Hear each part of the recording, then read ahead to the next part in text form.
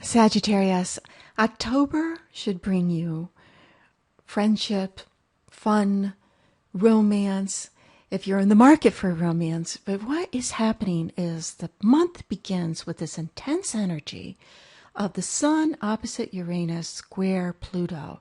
And it's in a sector of your world that represents friendship and your hobbies, your love affair. Traditionally, the fifth house is called the house of children, love affairs, and hobbies. But it's what you love. You know, it's a sense of doing something because it's joyful. And the planet of making change is there. And the house of friendship is like, who do I want to come with me? That allows for this transformation in my life. The new moon on the 4th really solidifies this energy. And then when the full moon, which is a lunar eclipse, a very powerful full moon, occurs, there's the answer can come because the full moon is an illumination time. So the new moon says, okay, what new starts do I want to have in my life in terms of friendships, connections with people? Where do I feel that I belong? Where do I feel that I connect? And who's going to bring the excitement? Because Uranus over here wants excitement. Who's going to bring the excitement? So I'm not bored in life. Then the full moon lunar eclipse says, yes, this is how I can see it. This is how I can see it coming into my life and manifesting. And on the 7th of October, Venus has gone into your sign. So Venus shifting into your sign is really a very positive. It's like little treats. It's the love of travel. It's the love of freedom. It's the love of self-expression. It's holding on to what you believe in your faith and your truth and really having it on your side. You know, when you believe something, that old saying, if you believe it, it's true. If you don't believe it, that's true too. So really hold on to your truths. The sun goes into Scorpio on the 23rd.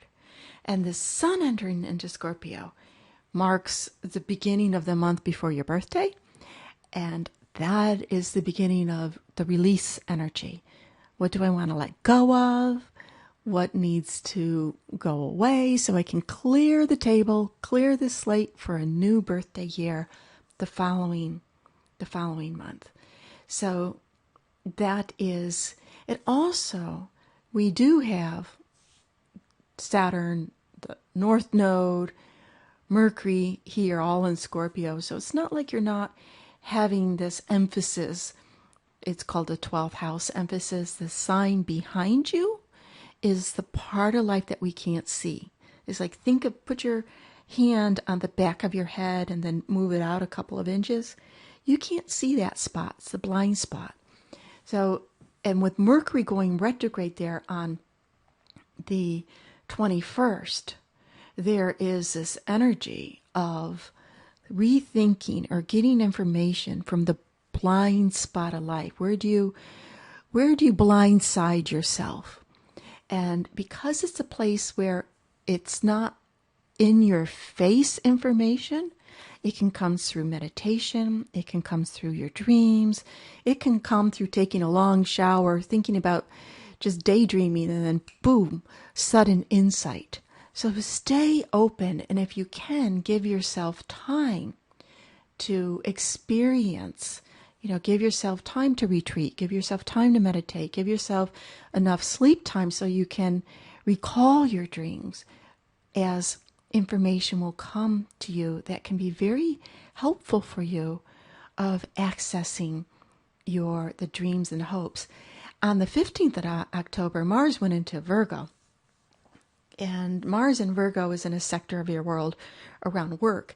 And Mars is an aggressive energy, so there could be a little bit more emphasis on getting projects done at work. And there may even be somebody at work that feels a little bit more bossy or aggressive. But how to use the planet in a positive way is putting effort and energy into your career, into your life, what you want to create for yourself, for your career, and getting things done, getting the projects done. The month ends October 31st. Happy Halloween, trick or treat, if any of you celebrate that or have kids that celebrate that. candy day for the 8-year-olds and costumes. Yet the vibration is Pluto square Uranus, okay? It's exact on November 1st, and it's been building up the whole month of October. It's a world transit, an energy. It's a global energy. It's a long-range energy. It happens 5 times exactly. Transformation and revolution, and you can see it manifesting in the Arab world and different places. But for you personally, it's happening between the place that represents your money and your resources and the things that you love to do. So there's this building up tension for this illumination or understanding of what can transform, what can change for you around finances or things that you have in order to have the hobbies and the things you like to do that bring you a sense of joy. So what would an example of that be?